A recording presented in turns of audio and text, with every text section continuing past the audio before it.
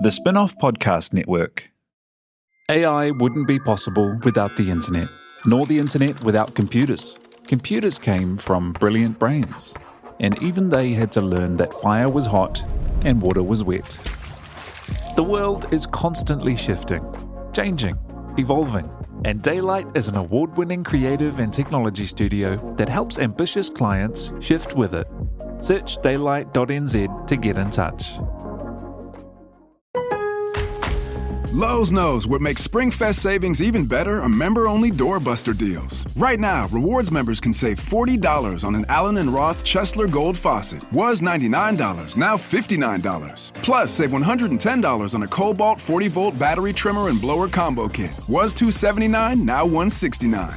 Lowe's, we help, you save. Valid through 3/24 while supplies last. Program subject to terms and conditions. Details at lowes.com/terms. Subject to change.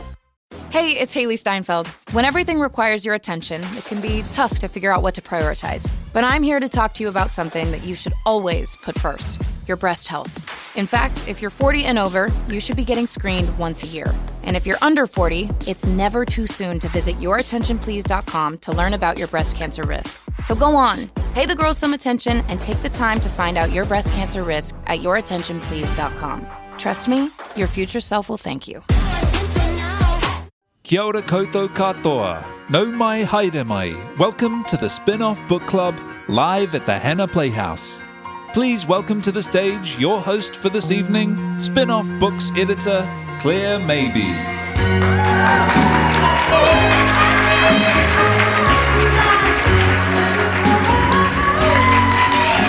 Kia ora. I was so tempted to do a little dance, but I won't do that to you.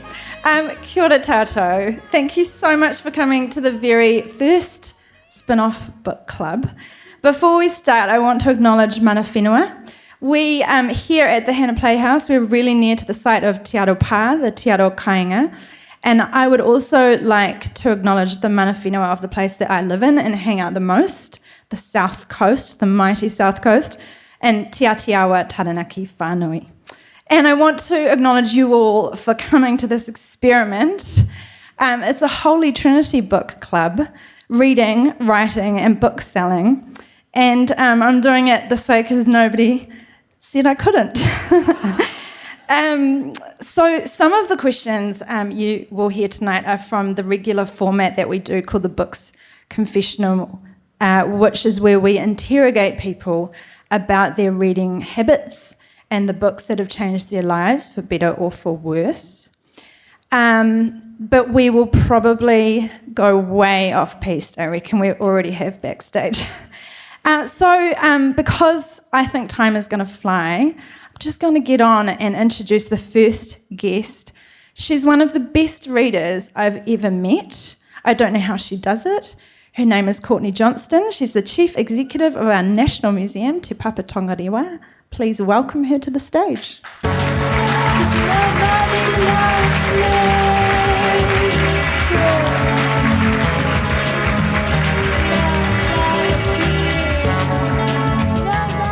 Look at who the pile of books. Brand. Can you just quickly tell us first about your song choice? That just brought a whole lot of memories. So the memory for me is I, on behalf of my high school, through our post-bursary after party, I rented out the cricket club across the road from our house. And I don't have a lot of distinct memories from that night, but one of the distinct memories I do have is hearing that song floating out over the paddocks. My God, perfect. That is so interesting. Bursary, that is not a word you hear very often. No, dating myself. Yeah, yes. me too. So you are such a busy person. You've got a huge job. You're an amazing gardener. If you follow Courtney on Instagram, it's just the flowers are so beautiful, as well as the books. So when do you read? I guess all the time. Like I'm one of those people who has to read, who can't not read. Like I can't look over your shoulder without reading what you're reading. I can't sit in the bath without reading the back of the product bottles. Like I think there is actually at a really basic level, and I feel lucky for it, I had a partner once who was not a reader, who struggled, and that was my first insight. Reading to me feels like I think about what a dolphin must feel like in the water, just effortless and joyful. And it's quite a physical feeling when I'm happy in a book. And so having my eyes open to the fact that reading is a struggle for some people made me feel like both shocked at how blind I'd been to that experience, and then realise as well that I am lucky. But in terms of time to read, or reading is I can't watch TV by myself. I get bored and I wander off. And I do, in this job now, I need more out of people's faces time than I used to, maybe. But I think I've always just been a voracious reader, and it just fits into my life. That's fascinating, because I think people think I might be like that, and I definitely am someone who has to read the back of the shampoo bottle or the soap. It is weird. I do that too, and I often, if I'm like sitting somewhere where there's a sign, I will do the game where how many words can I make out of the thing. But do you think that's is this a fast brain issue? It just interests me because it feels like a lot more than just settling into a good book. Yeah, hungry brain, I think, because I think I also don't necessarily read very deeply and slowly. And that might be why I'm a voracious rereader as well. I'm really happy to reread a book and reacquaint myself with it and to grow with it, but often it is because I don't actually remember necessarily how it finishes. And that's okay. I remember, that's okay. But I also, I'm a book buyer, and we were talking about memory early on. Books on my shelf are also, often they reflect a moment or a period in my life. So even if I don't necessarily remember exactly what the book is about, I remember who I was when I cared about that book, like Possession. Like I can remember reading Possession for the first time and then growing up with that book. And so every time I look at that battered orange cover, I remember this like hopeful, romantic 19-year-old, who was just finding out about this thing called postmodernism, and it was amazing. So, yeah, books carry a lot of my memories of life as well. Yeah. So what is a reread book for you? Oh, I bought one. Conveniently, Claire asked about books. So this is Dodie Smith's I Capture the Castle. It's Dodie Smith, 101 Dalmatians. It was her first book. She wrote it during World War II. She and her husband had immigrated to America, and it kind of casts back. It's a story. It's centred on, stop me because I could go on and on, but Cassandra, who's 17, and she's living in this falling apart castle with her family in like Suffolk or Sussex or one of the and sorry, my phone's ringing. I think it's possibly my husband, but I'm going to ignore that. And she describes her life, her brother, her sister, her stepmother, her dad, who's a writer. Something terrible happened with the neighbour and he went to prison. All of this goes on, but as I've reread it over the years, I would have read it at high school and I read it every couple of years, and I've grown up with it, and I move my allegiance. So I was Cassandra, and I felt all of her thwarted love and her desire to grow up. And now I'm Cassandra's stepmother, Topaz. I love Topaz. Topaz, who had assignations with her father in the British Museum, because that's where no one goes. And that's where you can meet people on the sly. She was an artist model and she was terribly naughty, and she walks around in black gumboots and no clothes during spring in order to bring spring into the world. But then I think at some stage I'm going to identify with Mrs. Cotton, who is the fierce American like sailing ship of a woman, who is the mother of the two desirable men who move into the neighbourhood, who these two sisters kind of go after. And I'm like, I'm in my Topaz phase, but at some point Mrs. Cotton and me I'm going to be in my navy velvet and my pearls, knowing how she feels about life. Yeah, I love that idea of moving through characters as you age. Did you see the movie? Maybe. Yeah, clearly didn't retain it. Just made me think of Tara Fitzgerald. She's a great Topaz. And you've got more books there on your pile. Should we crack into the next one? Shall we? Fun.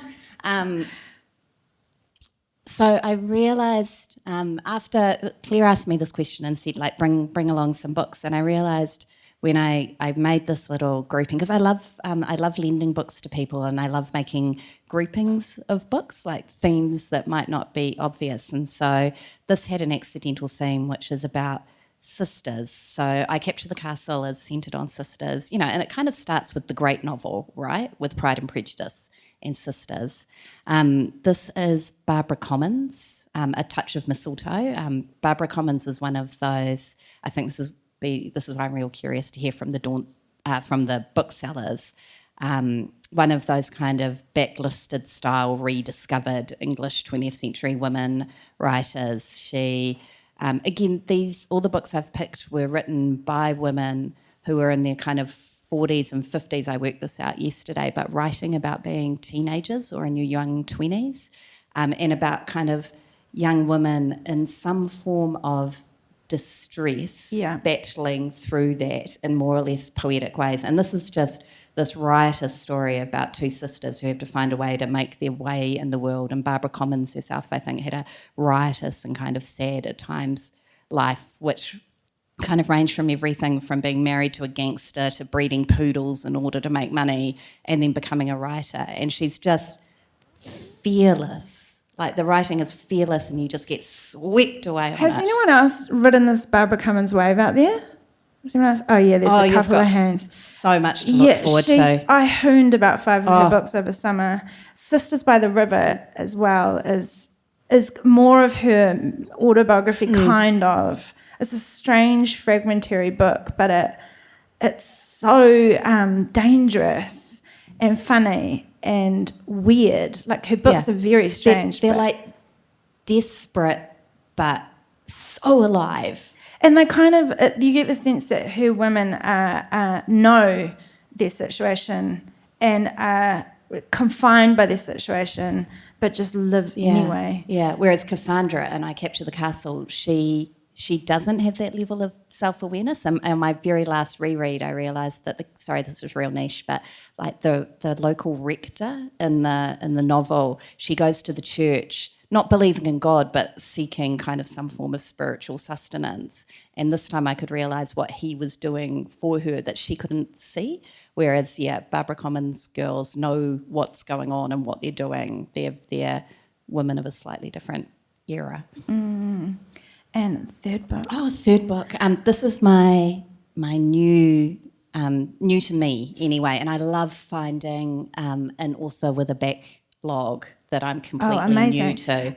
And I'm going to start with, I did this last night at another event, not knowing how to pronounce the name, Miriam Towles? I think it's Towles. Towles? Anyone want to have a bash? Anyone else who knows Towles? Toes. Toews. And she wrote the book that the movie Women Talking. Women Talking. Yeah, I read that last weekend and it just killed me.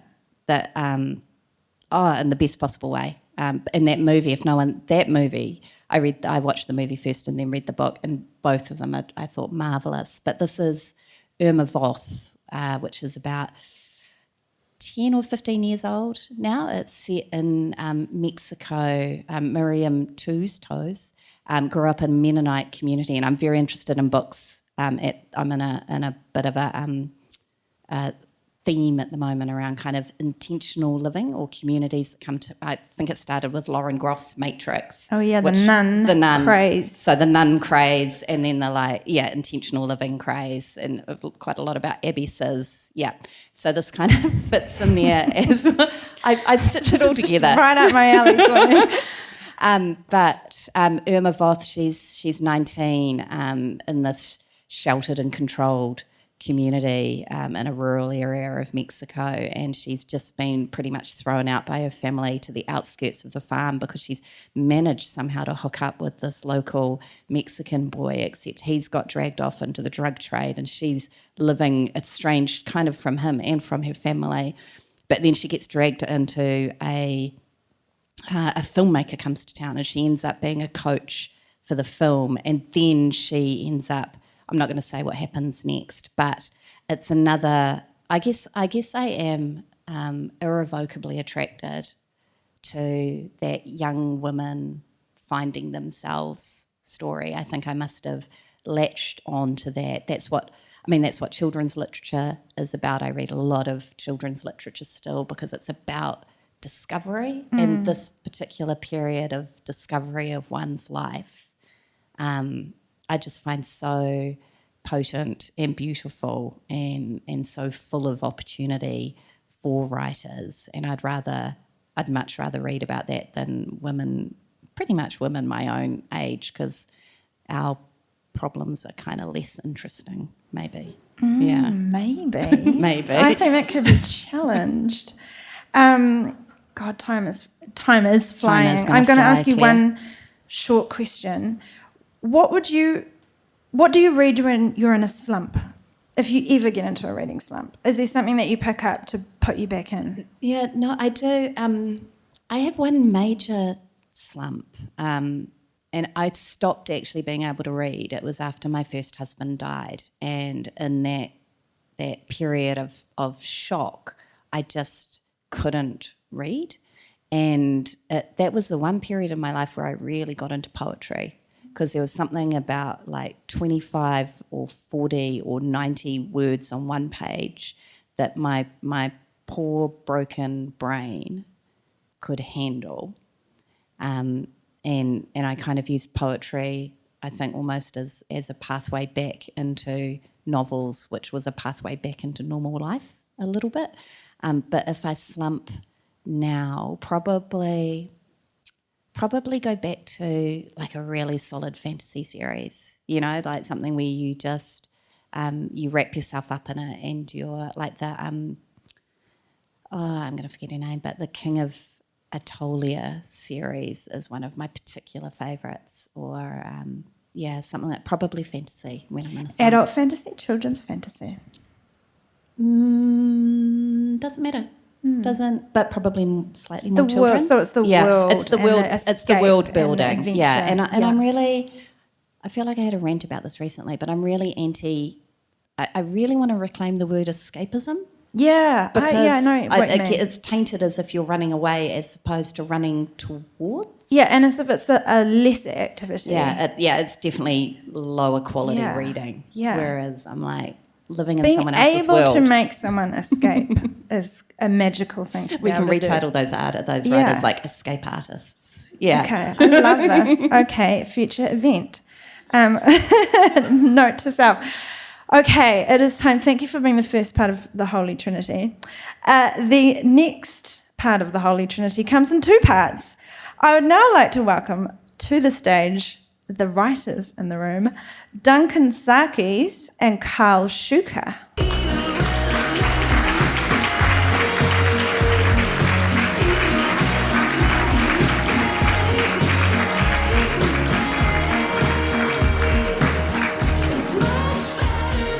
Welcome, Duncan. Welcome, Carl.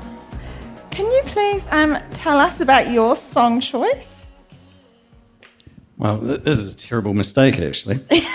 I thought it might have been. Well, I proposed this, banger Sharon and Van Etten song, which they just played. But then Duncan proposed, I don't know the name of it, but it's like Stop Children, What's That Sound? Children. Stop children, what's that sound? Everybody look what's going round. But crucially, by the Muppets. That's The right. Muppets version. Muppets version. I only thought of because I was reading your book and there was the reference and there it was and it just took me back and I went, that song, that Muppets version of that song has a lot of meaning clearly to both It's of a us. seminal version, I think we'd all agree. Yeah. It's seminal. Okay. Damn it. We'll have it later in the pub. Okay, so Carl Shuker is the author of 6 novels, including the latest which he's brought with him called The Royal Free. Duncan Sarkies is the author of 3 novels and a book of short stories, and his latest novel is that alpaca book, The Stargazers, know that. And I wanted to start by just asking you both to give us the elevator pitch for your novels. It's a terrible question. Well, I got used to just saying people I'm writing a novel about the collapse of democracy in a society of alpaca breeders, which is a crowded field. Really pissed off a certain union. Another Yeah. one. Do you want Perfect. more than that, or is that? I That's also nice and quite succinct? like It's Succession, but with alpacas, which is a quote from our colleague Toby Manhire. Yeah. I can go into more detail, but I think elevator pitch is supposed to be really small. Yeah, we've so- hit the ground floor. Okay, Carl, what's your... All right, hard to follow up. A slight variation on that, the collapse of civilization in a field of medical copy editors, perhaps. That's really well done. I like it. I was actually thinking in the car here that I didn't think of this at the time I asked you both to do this, but there are quite a lot of similarities between your novels in that they both work on the idea of redactions or no redactions. They both have publications that are central to the characters and the plot. There are animals in both stories. There's grief, and there's parent and child relationships, which are crucial to the stories. That's quite Care to comment, weird. Duncan? Well, it is funny thinking of publications because I just think the grade of publication in my novel is down a peg or two from the grade of publication from in your novel. There's so much precision in the way your characters are all haggling over the most artful term to use at all times, and I'm probably more in the sort of gutter end of that with the Alpaca News one. The Avon's newsletter. yeah. So I wanted to ask you both about where these books come in your list of books in terms of how they felt to write. Were they enjoyable? Like, where do they fit in the kind of lineup of your works? Were they more difficult or were they easier? Well, this one was... so me and my partner, Anna, came back to New Zealand from 7 years in London, where I was working at the British Medical Journal, at a medical journal, where, like, about a couple of years into the job, I suddenly, I was looking for a project, I need something to work on, I'm going mad, and then suddenly my ears pricked up and I started listening to what people were saying around me, and it was just the most incredible shit. You wouldn't believe. It was this group of incredibly highly educated, neurotic, eccentric, just this bizarro collection of people who really deeply cared about the work they did. And all of a sudden I just realized, oh, you're in the middle of it. Just wake up. And I woke up and I just started paying attention. And then, so to your question, when I started writing it, it was just like I couldn't stop. It was like there was too much. I was digressing and digressing and digressing, and it was like, dude, you have to control yourself and manage this and shape it and get a guiding principle behind it. So it was, for me, this one was about, and I was saying this to you before, Duncan, it was like not about like struggling with it. It was about like, stop now on this episode, stop here, you've done it. Now think, go and think and dream and be careful, make good choices. So you weren't writing towards an ending for this novel? No, I was deliberately trying to make this one an open, free feeling. Because there's like different novels. Like my first novel, The Lazy Boys, was such a straitjacket. It was like the South. It was first person. It was like a psychology that I had to inhabit. It was super dark. It was like after that, you just want to be free. You want to experiment and you want to float. And so after that, it had to be like multiple personas, multiple perspectives, every different form I could try, like a flowering, and you can be deliberate in that way.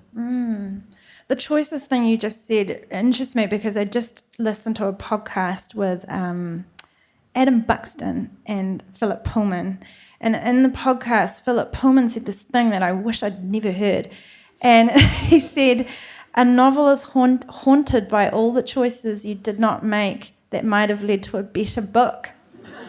And I was like, scrub it from my brain. But it's interesting to me because do you feel that you made all the right choices in The Royal Free? Oh, 100%, yeah. Yes. No, it just couldn't be any better, and I'm just really pleased, so thank you. It's a brilliant book. I loved it. And for those who haven't read it, just to set it up a little bit, so there's James, his wife has died, but his workmates don't know. His workmates are also editors at the medical journal where he works. He's got a little baby, and it's London of 2011, and this London is like boiling with unrest, and he is threatened by these youths that just feel they feel scary, but although my mind changed about them by the end of the book. But I wanted to ask you specifically about James Ballard, who's the name of the main character, and why is he called James Ballard? So you sent me this question and I was like, okay, I have to go back into Ulysses and post-structuralism, and but I can do it real fast if you care to hear. All right. So David Heyman, about 1970, wrote this book about Ulysses, and he discovered that in Ulysses there is this thing called the arranger. And the arranger arranges the contents of the book that you're reading. He's not the author. The same figure occurs in David Foster Wallace's Infinite Jest. And I can explain this through an example. So Infinite Jest is comprised of like a bunch of text and then footnotes, or endnotes rather. And these endnotes explain stuff which is in the main text. But then like endnote 313 just says, no clue. So there's an arranger who's an intermediary between the author and the book that you're getting. So the Royal Free is my crack at it. And the Royal Free is structured so that you are getting someone in grief, someone who has knowledge of authors, of writers, who is knowledgeable about the medical journal and so forth, and all these different texts and all these experiences of London, and they are presenting to you, honestly or dishonestly, little pieces of their experience, which toward the end of the novel, if it works for you, you start to realize, oh, these are the reasons why I'm getting these things, because this person has a grief that's like unspeakable in the usual ways. Like you just can't, it's too deep. So you can't say, it was terribly sad when my wife died, and I was very sad for a long, long time. It's just you cannot approach. He's too deep in the hole. And he has to look after a baby. Yeah. Like it's such a... Life goes on. The passages in the book where he's describing looking after Fiona are so beautiful. Like they just felt incredibly real. And I loved something you said on the Instagram recently where you talked about your children as your little collaborators. And I wondered, you were obviously drawing on your experience of being a parent for Fiona, but how did it feel to write it? It was so great. I mean, it's so like, it was super vivid because she was, it was only a couple of years before when I started. And the experiences are so profound and so out of your control. And those are always the best experiences for a writer because you're not manipulating shit. You're just reporting on, you won't believe, you know, how much she farted just before. Things like that. You know, Grace Paley used to talk about, to be interesting to adults, stories have to be about blood and money. And you know, kids are blood and kids are money.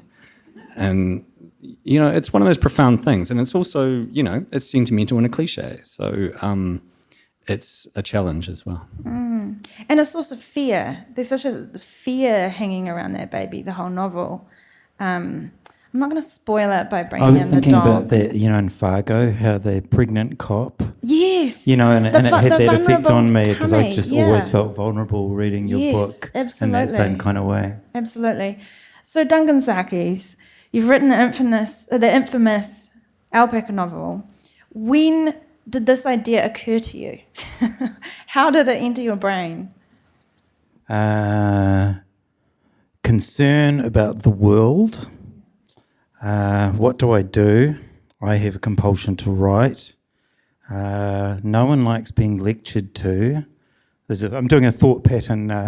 And so Dr. Strangelove, what does Dr. Strangelove do? It's about the most terrifying thing you could imagine, nuclear war, potential nuclear war. What tool does Dr. Strangelove use? It uses comedy. Take a microcosm for the things that I'm seeing in the world that are deeply concerning me. choose a microcosm because they had to choose one and arrive at alpacas. Under A I in the did look alphabet. at a lot, I've historians, bitchy historians. That was one that I really thought about a lot. I mean, it's inspired because you actually have to go. It's more effective if you go to the stupidest point, right? Yeah, that's right. Yeah, that's brilliant. And alpacas really jumped out as this is the one. The first time I met an alpaca breeder, and he said, I'm writing about and I want a voting scandal to happen on page 1, or effectively, and he goes, well, you've come to the right place. And then I have to keep on saying the line, this is an allegory, not an expose, to all the alpaca breeders who were really keen to tell me about what's what, which happens in every small organisation. Then alpacas being like a Trojan horse, in the sense that they're soft and fluffy and cute and funny. They're very innocent in the book. Innocent, that's right. And so but when you play the allegory game, I'm willing to go there. So I'm willing to use that comedic tool, if you like, to go, I've stopped being soft and fluffy at this point, so I found it that's why alpacas. And you did do extensive research. I mean, Yeah. I was very lucky to meet Molly, the alpaca breeder, at your book launch, and she had such brilliant stories, like outlandish stuff that I thought you'd made up. Well, I heard so many stories that I couldn't use, and it was a very difficult one, and I can't really repeat them in public. And they were so good. So many things I would have loved to have used. One of the big alpaca shows in the country is called the Calibration. I love the idea of a calibration. I think anyone would love to have a calibration. I couldn't use it because it was real, and I just needed to sort of fake my way and make everything not something that existed. So it's a bit tricky, my ability to swap stories of some of the things I heard, because I had to change. But you can them read all. the book, and I had to make up my own one. But we did. I had a dramaturg, my friend Miranda, and she did get chest butted by a berserk male alpaca. So I saw a lot. I heard a lot of gossipy stories, and it was very, very funny to sit in that world for a while. Absolutely. Yeah, and so in the scale of writing for you, or in the world of your books, how was it for you? How was this book? More difficult, less difficult? Its own thing? I think you need a good relationship with time, which sometimes I had an excellent relationship with time, and sometimes I didn't, and that was okay. And you also have to be able to take the hits, and I took a few hits.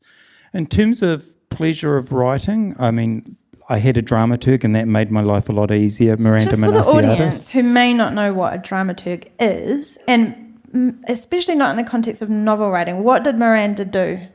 So my friend Miranda, I guess we'd have lots of conversations, so lots of talking about what's going on in the world and how that could work, and if you were to take the metaphor of the alpaca and push it over there. So lots of those kinds of conversations. She was there as often as my first reader for a whole bunch of new writing. Sometimes she would be there. I would try speaking some of the writing. We had some exercises up and running where we recorded, and I would sort of discover stuff speaking it to her, and she'd know what question to ask and what happens over there, what happens if you go over there. A lot of those kinds of questions. Certainly joining me in the structure, every single aspect, and I was very lucky. It's a very lonely process, writing. It's a full of self-doubt and full of so many options that you could take at every single moment, and which way, and you can really get a paralysis by analysis if you're not careful. And fortunately, I've been around the block long enough to know how to work through that. But so lovely to have someone that was at the other end of a phone call to go, I'm thinking I've got 3 options for how to deal with this, and I put a lot of thought into it, and this one, and this one, and we'd have a conversation and work through it. So so that made it a less lonely process, and that was very helpful in the writing process. I struggle on the comparison question, because I think every single thing I've ever written has had moments that it felt incredibly joyous and just really great, and then had the hard slog aspect, and then you get to this end and you tend to go, I think I might write another one. Like, you've forgotten all that, but those bits that were really difficult. So I think, but I'll tell you one thing that I found pleasurable is that once I knew my characters, once I'd hit that point, I could put them in any situation and know what they would do or say, and feel a lot of glee. I mean, you obviously would have had that in your book as well. There's just a seeing the swagger workplace feeling there, isn't there? Like when you feel that. I felt that with The Mistake. Like it's like I can know this person. I love this person. I could give them any kind of scenario, and I know exactly what they're going to say. Yeah, put them there and watch what confident. happens.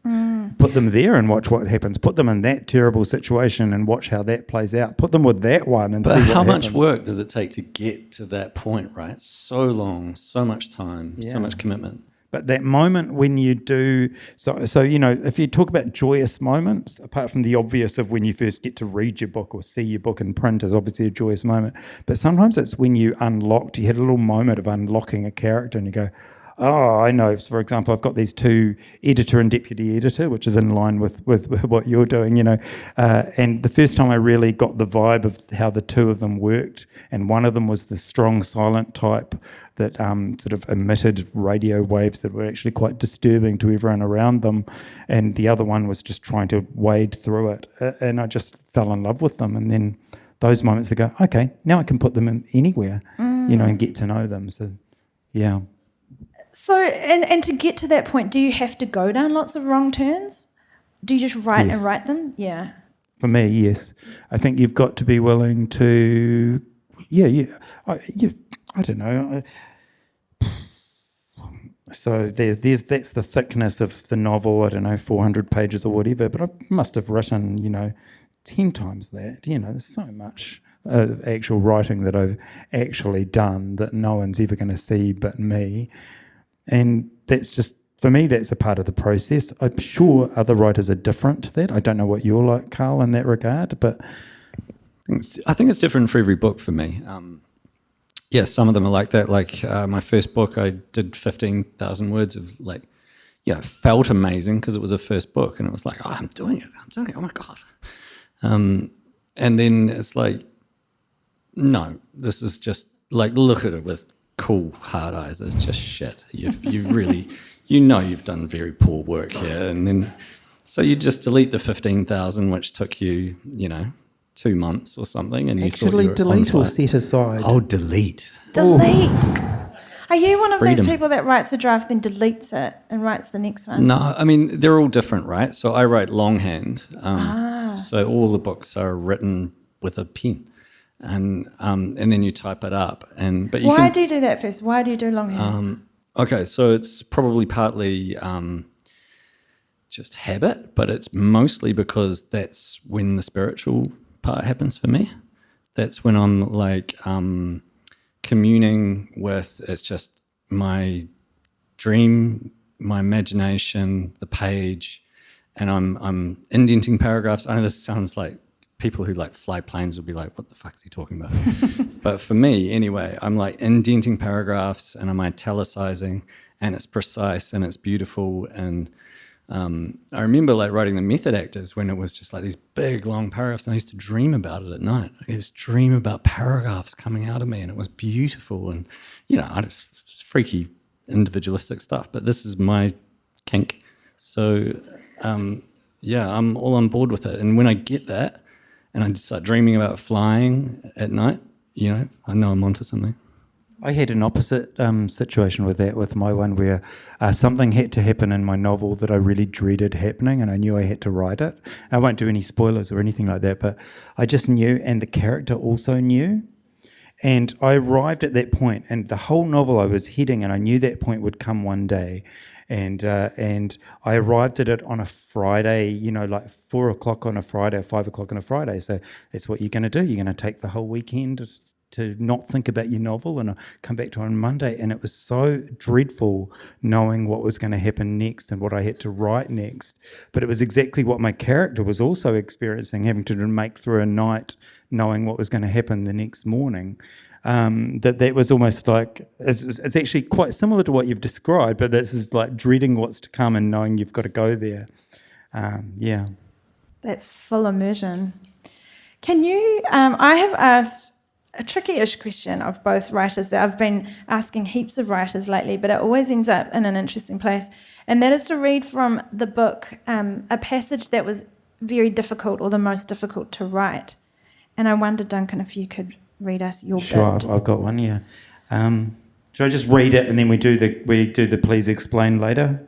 Yeah. Should we do please explain later? Okay. This is less fluffy and fun, just so you know, just warning, not so fluffy and fun. The brain, I'll give you it without context too. The brain is placed whole into an ice cream container, which is then filled with formalin, sealed, labelled. Next, she pulls out a biodegradable body bag and pushes the carcass inside, then the skin, leftover body parts, all stuffed inside, then double bagged. Also, those who loved this animal never have to see it this way. They're left with a bag to bury in some blood-stained grass where it has seeped at the borders of the tarpaulin. The body bag will be buried, the animal now just an idea to be thought of in its living state instead of the components it has been divided into. Now the same brain sits in a bucket in a refrigerated back room of a laboratory. The brain has no consciousness, but if it did, it would overhear conversations with disturbing news. More alpacas have died in the wider area, a growing fear of contagion, a concerned voice from the histopathologist who is now taking it from its container and slicing through it, tiny samples cut and laid onto slides, coloured purple with dye, a sample stared at through a microscope by someone observing the microorganisms that have burrowed their way in, causing it to dry and loosen like mould eating away at a piece of feta. The people scrutinising these slides are both concerned and fascinated, for they've discovered something they do not recognise. Now the main part of the brain is placed in a jar to pickle further in its preserve, given a label, a number scrawled on. Soon it has company, as other containers with other alpaca brains and body parts join it in silent communion, a collection of body parts invaded by some mystery organism. If the brains could still think, see, hear, sense what is around them, they would know that they are a part of a growing concern. For these brains have secrets in them, these brains that looked to the sky in their final moments. So, Thank you, Duncan.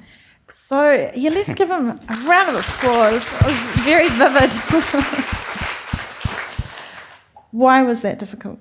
Well, it was a piece of writing that I actually have loved, but I had a difficult thing to deal with in that effectively I had to deal with the novel needed a montage moment, and montages are ugly because if I hadn't thrown it down to a montage chunk, the reader would have been so far ahead of me just with predictable scene after predictable scene of this alpaca dying and this alpaca dying, and we just didn't need it. The reader would be so far ahead, so I needed a montage. And it's when do you ever like a montage? It's sort of like they're useful, they're necessary. So sometimes it's sort of a dark art you just got to deal with, and who do we view it through? So I think the bit that just completely unlocked it when I went, oh, I know whose point of view this is. This is the point of view of one of those brains that can no longer even think. And that suddenly turned writing the montage into an act of joy, So it was difficult conceptually, and then that lovely little moment where you figure it out and you unlock it and you go, oh, I'm actually looking forward to writing that, but yeah. And in that passage, it's relatively scientific in a way. Did you have to research that part? Yeah, I had a vet that really helped me a lot, actually, this guy down in Christchurch. And I got to ask all the fun questions. It's interesting, Carl, hearing that, because Carl's probably one of the people in the room that would be able to see if I made any mistakes in there. But I have no views on dead alpacas. Carl, would you read us a passage from your book?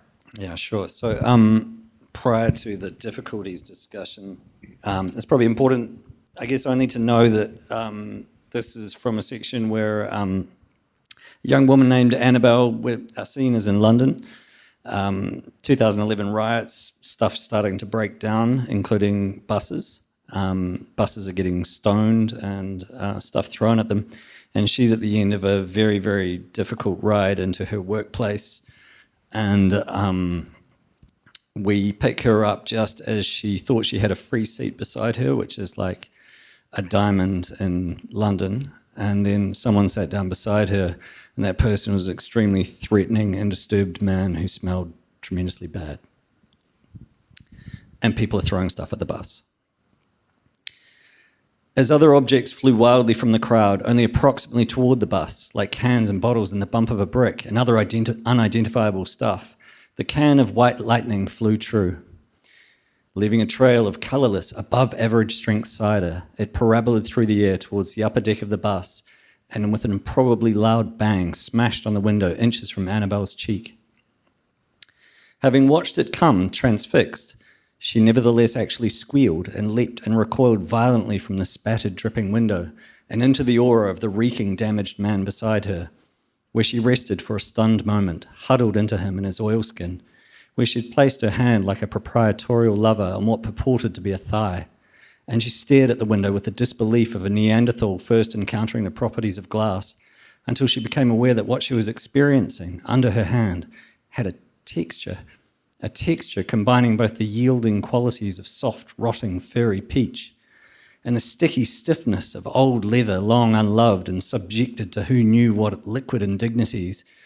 And she came then into sudden cognizance of her situation and its odours, textures, and proximity, and she whiplashed sideways from the reeking hideousness, turning back as she did so to say sorry for bumping him.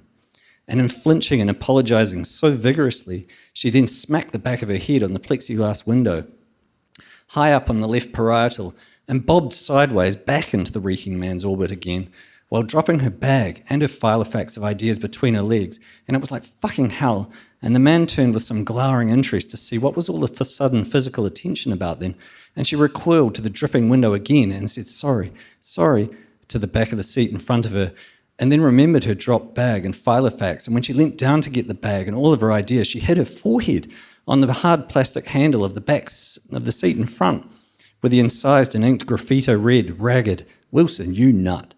And then, finally, after rocking minutely and repetitively in place for a while, was somewhat combobulated and still enough to sit back with a pack in her lap and start to quietly cry, really outraged more than anything. And then she found out that all this wasn't even the worst of it. Oh, so good. I have such vivid memories of reading that in the book. Wow. Could you tell us, maybe briefly, about writing that?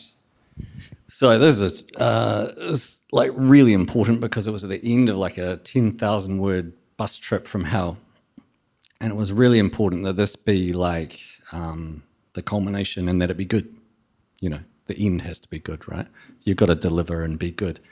So I think it was once I sort of hit upon the idea of the boom, boom, boom, boom, and the hand on the thigh, and then I sort of felt it, and I could feel it was feeling funny to me, and then the next paragraph, it's like the nightmare words that you always hear on a London bus when everyone goes, "Oh, the destination of this bus has changed."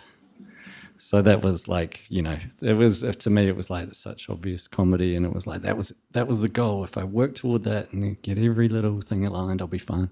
You slow down time in that piece of writing. Yeah, it's like prolonging the agony. It's, you know, it's drama so, stuff. It's so familiar, unfortunately. Still getting around to that fix on your car? You got this. On eBay, you'll find millions of parts guaranteed to fit. Doesn't matter if it's a major engine repair or your first time swapping your windshield wipers.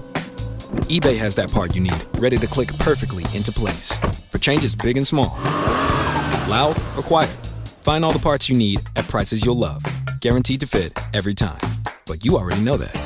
eBay. Things, people, love. Eligible items only. Exclusions apply. Introducing Le Sel de Se, the new fragrance for men by Issey Miyake. A tribute to today's masculinity that gives men the desire to live intensely. A fragrance inspired by salt, an essential element of nature. An incisive freshness with a bold blend of woody and marine notes. Awaken your senses. Le Sel de Se by Issey Miyake. Available at Macy's. Hey, what's up, guys? I'm Fred Warner, linebacker for the San Francisco 49ers. Abercrombie has the new suits you need, plus all the collared shirts to go with them. The Abercrombie & Fitch Collins suit is the only suit you'll ever need for any occasion. Available in slim, classic, and athletic. Pair with a collared classic. Go with a soft, easy-to-wear sweater polo or a comfortable long-sleeve shirt. With so many different fits and fabrics, you can make a look that's completely your own. Add the Abercrombie & Fitch Collins suit and new collared shirts to every occasion this season. Shop online or in store. We have come to the third part of the night with the third part of the Holy Trifecta to be welcomed to the stage. We've got the brilliant Melissa Oliver and Susanna Andrew from Unity Books, our amazing sponsors of the Spinoff book section and just general angels of bookselling. So if we could please welcome them to the stage.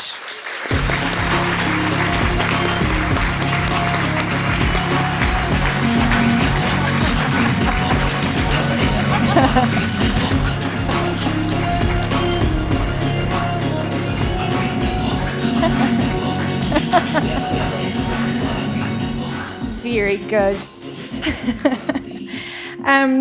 Welcome. So Susanna is the manager of Unity Books Wellington, relatively recent. We're very happy to have her in Wellington. And Melissa is the New Zealand book buyer, and at last year's Bookseller Awards was named Emerging Bookseller of the Year. And it was so lovely to be there to see you win that. So I wanted to have booksellers on the stage as well as readers and writers because it is such a close ecosystem and we really couldn't be here without the other. So this is exciting for me, and this is the part of the night where everyone's allowed to pipe up too. You don't have to sit quietly in your chairs. But first, what about the song choice? Please tell us, Melissa. I recently got into my very old iTunes account, like this week, and I really, really loved like a YouTube parody or a YouTube musician song. And I discovered that one, and I was like, man, this was everything to me as like a bookish teenager. And so when Claire asked us for a walkout song, I was like, I know exactly what we need to do. And can you just say, for those of us who don't know or remember, the title of the song and the artist? It's called I'm Reading a Book by Julian Smith. I hear that's right. 2014. I'd love to ask you about what is happening right now in books from the shop perspective and your perspectives as booksellers. And the first question is like, what is hot right now? What is flying out the door? What's trending? Amma by Saray De Silva, especially since it got on the Women's Prize long list. That's been really huge and really hard to get a hold of because everyone in Australia and New Zealand just went and bought it. Yes, I just written the bestsellers lists for today that'll be published tomorrow. And Amma is on both for Unity, Auckland and Wellington. So for those who don't know, Amma has been shortlisted for the Women's Prize, longlisted, which is just a huge deal. I mean, the other names on that list are Elizabeth Strout, for example. It's really amazing. Yeah, and Unity Books in Wellington in particular does really well with the Women's Prize. That long list is just a really big thing. Why do you think that is? I really don't know. I actually just don't know, but it is always like a really well curated and really interesting list. I think they do a really good job of finding like stuff that a lot of people know and love, having the Elizabeth Strouts on the list, but then also finding things like Amma, which was published by quite a small press in the UK. Is bookselling a dark art then? Like, are trends quite hard to predict and follow? 100%, yeah. And especially because you can't have every frame of reference sort of within your reach. Like the one book that is kind of like that at the moment for us is, does anyone know the TV show Arcane on Netflix? No. At all? Yeah.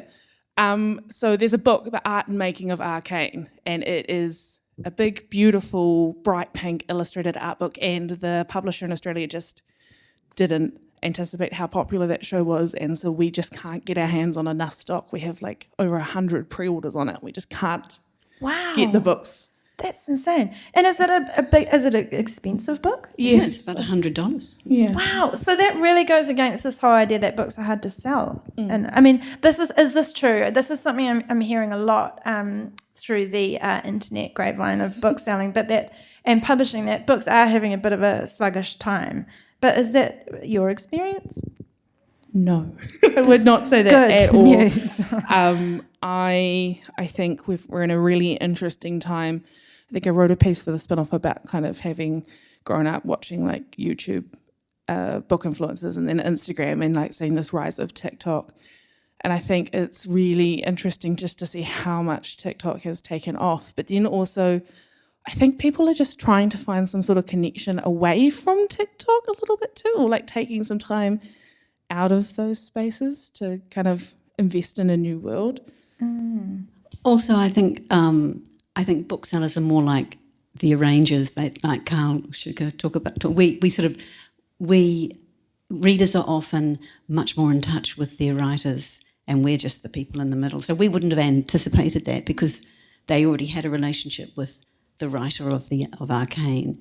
So in former times, booksellers, I think, had much more of a curatorial role, but now I think people find the writers and come in and just say, this is what we want. So, there is book selling, but there's also you're just the purveyor. So you're finding less and less that people are coming in and asking for your advice on what to read? Yeah. I'd like to give my recs. Yeah. So what would you give right now if someone came into the shop looking for ask that escapism? Melissa, what would you say? Oh man, Carl Shuker. That's a great book. Duncan Sarkies. We had our first Unity Book Club of the year, and this was the last book that I had read in 2024, and I came to my co-worker Eden, who runs the book club with me. I was like, we have to do this because I just need people to talk about it with. And it's called Theory and Practice by Michelle de Kretzer, and that's incredible. Please read it. It's this kind of wonderful book set in like 1980s Melbourne, and it follows a woman who's just moved there to start her master's on Virginia Woolf, the Wolf Mother. And she kind of like falls in with these artists and creatives, and she's trying to like find her way in academia again, having taken some time off, and then kind of coming back and being told to read this kind of like capital T theory. So there's a lot of like those kind of influences in it, as well as it like trying to figure out as a text what its structure is. It's really interesting. Okay, that's definitely on my list. I've seen that book everywhere actually. You'd love it. What about you, Susanna? What would you recommend? What would you recommend to someone looking for literary fiction, something challenging? Now, you see, this is unfair. I'm outside at the shop. Literary fiction, something challenging. Susanna's also one of the best readers I know at Friday. That's why I'm attacking going to just say Dr. Dolittle. There is such a range in literary fiction. I mean, at the moment, I've been sort of getting up to speed with the titles that we are sounding like the Miranda July and the Michelle de Kretzer, and I read a lot of poetry. The new Rachel O'Neill is really complicated and beautiful. It's called A Symphony of Queer Errands, and it's quite hard to describe, but I suppose that's at one end. If you wanted something really literary, it's actually, you read it more like a verse novel. All it is, it's a story. It's got a really interesting premise, doesn't it? So Rachel's a local writer and the publisher is local Tender Press. That's right, isn't it? And the concept is each poem or part is an instrument, or is kind of contributing to this idea of an orchestra. Is that right? That is right. It's a book that you'd have to go back and read again, but it's got this lovely quality because Rachel has such a facility for language because she is a poet, and so she's really attuned to it. But It's humorous. It's got a sort of Tove Jansson quality about it because we're talking about sound as character. They're amorphous, and I don't know why I think of the Moomin trolls when I'm in the book, but I do. That's a great recommendation. And I believe that you have also got Kate Camp's new... Oh, yeah.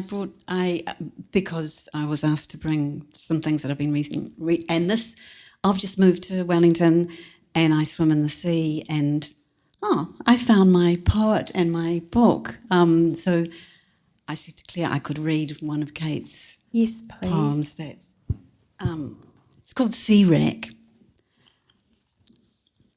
Background sound of sea, of traffic. Those who get up early in the dark and in the blinked-on light of kitchen benches see themselves in windows. Awake to leftover pains, a soreness in the shoulder like a bag I'm carrying, and on the floor the dog chews gently on yesterday's shoes.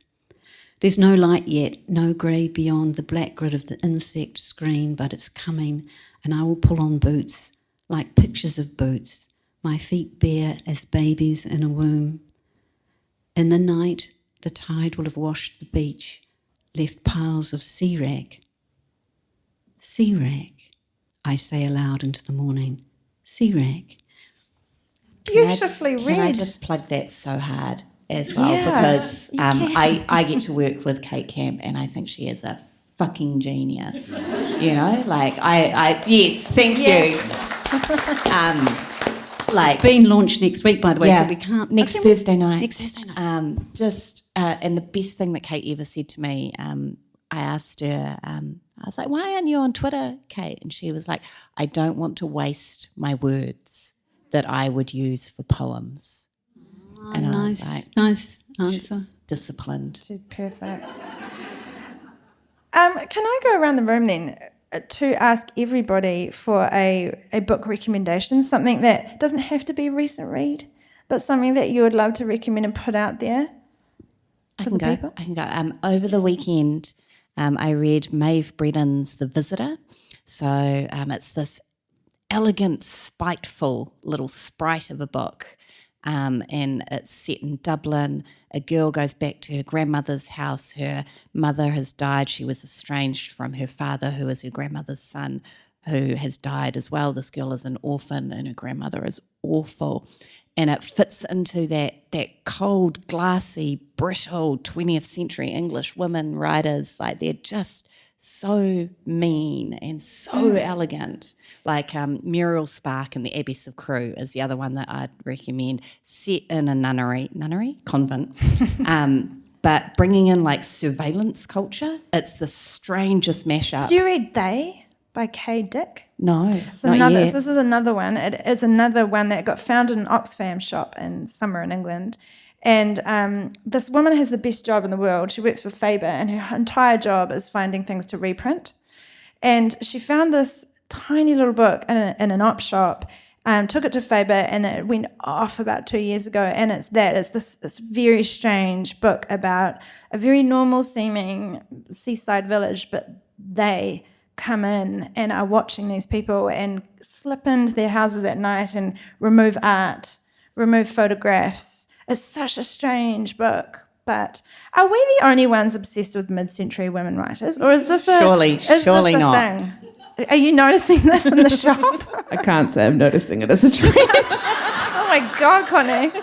Oh no, I think that.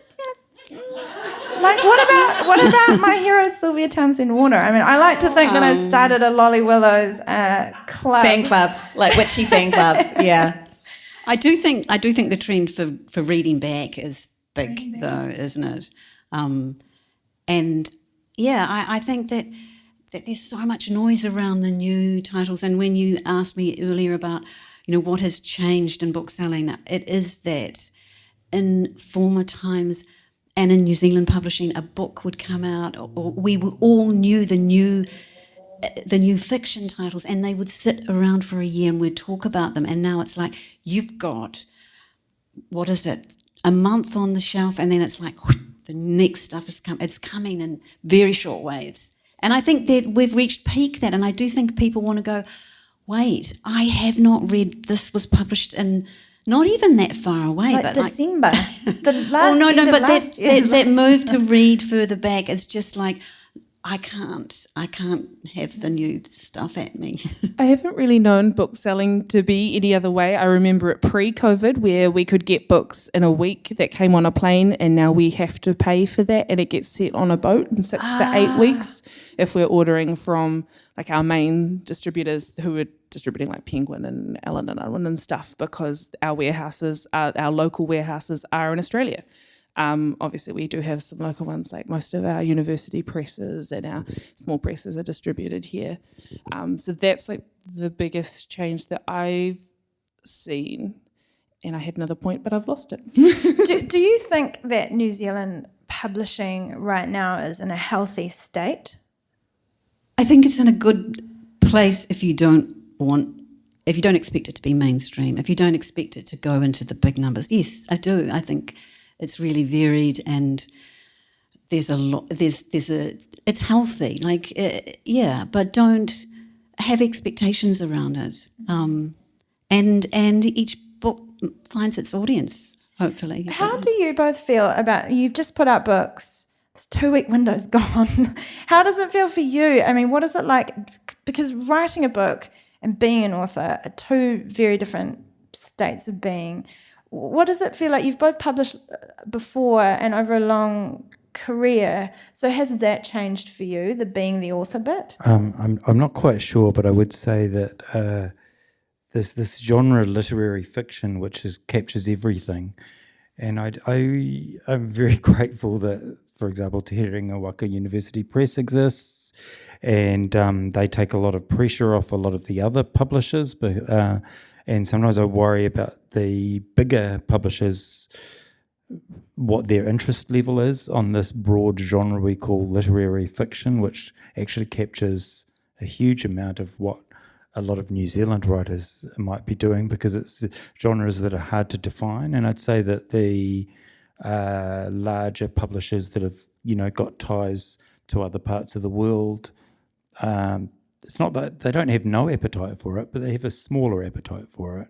And we're very reliant. If something like, if Thwap ever fell down, you'd really feel a big loss in the country, and other people are doing it, and thank God for all of them.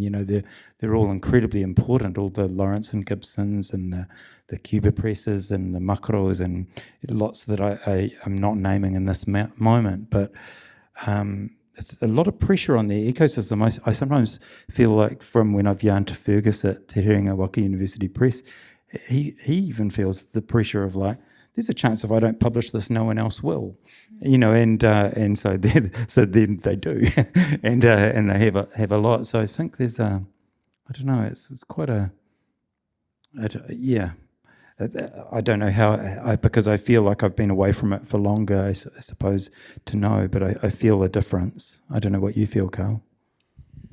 I don't know. So I'm writing a memoir at the moment, and I'm remembering doing an English degree in that's really revealing, it's embarrassing, 1995, I think. Anyway, I just remember even then the English academics were endlessly moaning about cutbacks and shrinkages, and I feel like as soon as I touched publishing, like outside of writing, there's very different parts of your brain that you have to turn on to deal with these two parts of the job. Everyone was always moaning, and it was always going bad, and everything was always dying, and it was always regret and sadness and negativity, and whilst I agree with what you guys have said and what you have said, Duncan, I can't do it. I can't pay attention to it, and part of me I have to say nope. Like I remember on my third book, I started dreaming about publishing. And I started dreaming about contracts and managed expectations and stuff like this. And for me, personally, it's like it's poison. I can understand how that must feel. Carl, I have to address the fact that I think it's an outrage that you weren't shortlisted. I know we didn't want to bring up the Occams, but let's call them the Shockams. We're going to talk about Let's call them the Shockams. But yeah, I don't know. I can't imagine how that must feel. You write a book which is really great. It's really, really Agreed. good.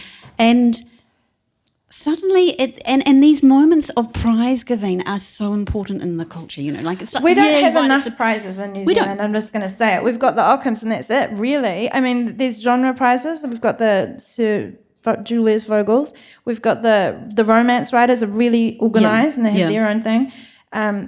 The Children's Book Awards are awesome, but they're like the inferior, part of the Shockams family. But there's just not enough. There's not enough. But it's also too much at the same time. And I'm not complaining because we've got no, it's too much in that we don't go, this is the fiction prize or the woman's prize and give them their own little time in the sun. We go, here are all the books, in one big hit. And it's very hard to maintain excitement across all these different Do you think it's like choosing the flag? No, but in like you'll end up with a couple of options that have what were the two? I have to say I'm delighted Delirious is on that list. I like it. No shade to who's on it. I just like mad about what's left off it. We can add to that if you want. I was mad that Megan Dunn's The Mermaid Chronicles is not in there. I'm mad that James Brown's not on it. I'm mad that Ash by Louise Willis. I'm mad that Flight of Time, the woman artist book is not on. Didn't make the going to be mad either way. Spinoff Book Awards. Okay. But I'm Jay because an idea. I just remembered that I'm a publisher. I was going to ask if you read all the Te Papa books. I mean, not that I kind of just remembered, but Te Papa has a press as well, and we are delighted with the Shockams. But I do agree with you. Like it's this one spoof, and then a year of drought. And if we could chop them up, and they could so we just could all look at one bit of the list. You need us to slow it down, I'm hearing. I feel like we need to give more attention to these things as they come out and think more seriously about them, do you think? Do you want them all on an island and every week one is voted off the island? Well, I've always advocated for that. I think that would be... Look, we could all sit around and we could just vote off the contestants week by week. Imagine how much engagement there would be with the public. Yeah. We'd have to fight. Is vote the book off or the author off? How permanent is that? I think the UFC of authors or something like this round robin. I reckon it's a go. And I back myself. Yeah.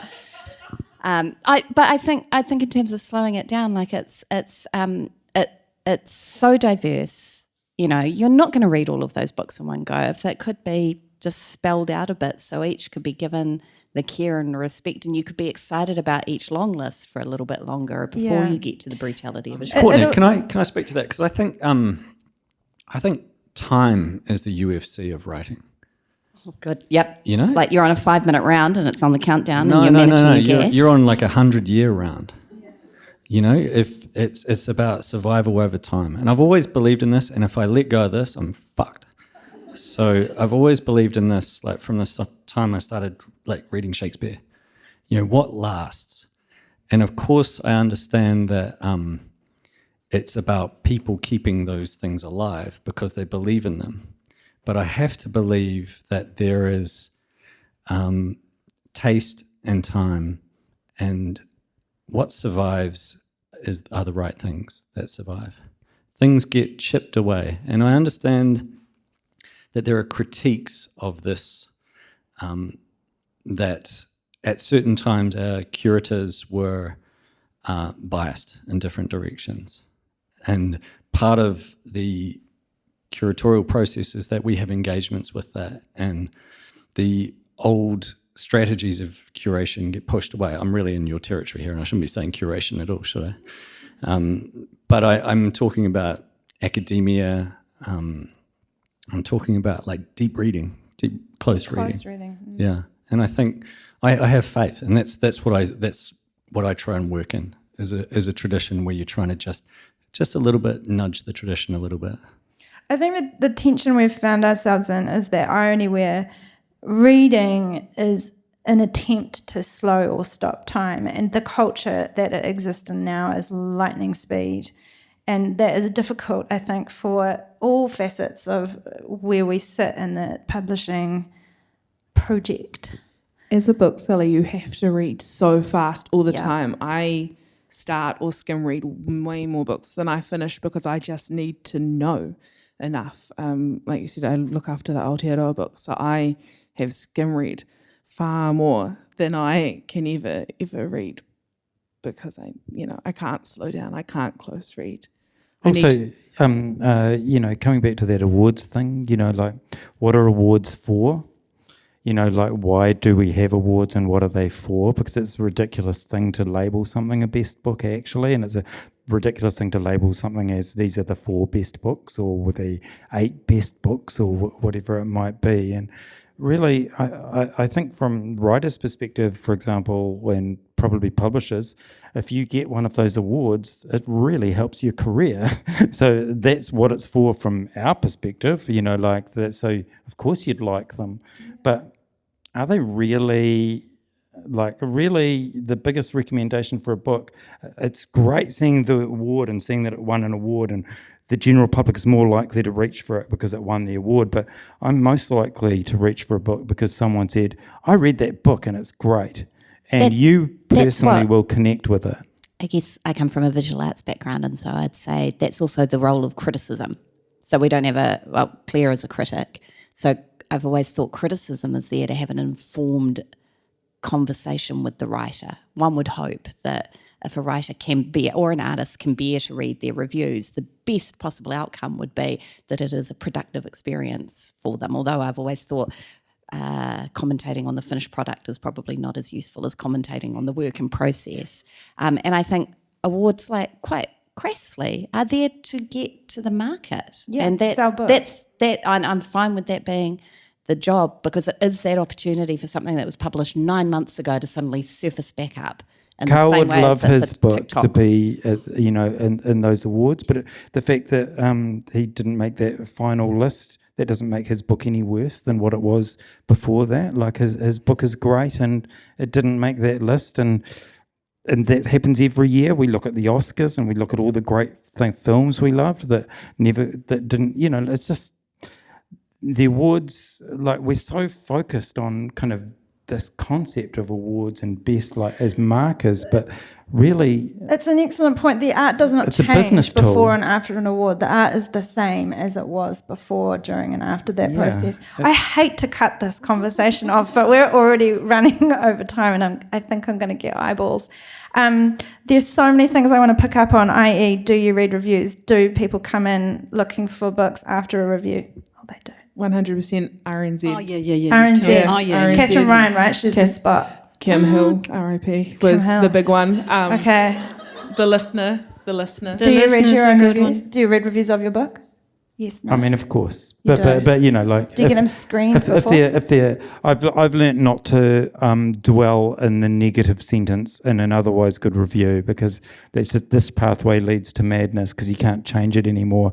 If I'm getting that review before it's been published, that's very helpful, because I could potentially do the thing. But at the point that it's too late, time to let go, and you don't. And guess what? Oh, surprise, surprise! You don't control the universe. The universe will carry on, and it'll say nice things and not so nice things, and we all just got to carry on moving. And to be honest, I want to live in an environment where all the writers and artists do whatever they do to help them keep writing more and keep creating more. So, you do whatever. Woo! Self-delusional bubbles, they're great. I'm all for them. This is a beautiful place to end the conversation with that. I wholeheartedly agree. I like the whoops. I'm going to say some thank yous, first of all, to the people on the stage, to Carl, to Duncan, to Courtney, to Melissa and Susanna. Thank you very much for being part of this Holy Trinity Experiment Book Club live thing. Thank you very much to Unity Books. There are books for sale outside, and we all would love you to buy books. Thank you very much to the Spinoff members in the room. We couldn't be here without you, frankly. Thank you to the Hannah Playhouse for having us. Thank you to Anna Barker for your wonderful production assistance today with Ben Fagan, who masterminded all of our events. Thank you, Ben. And to Tiahi Butler on sound wrangling, all 5 microphones. Thank you very much. And thank you all so much for coming. This has been really fun. I would like another hour next time, please. Thank you.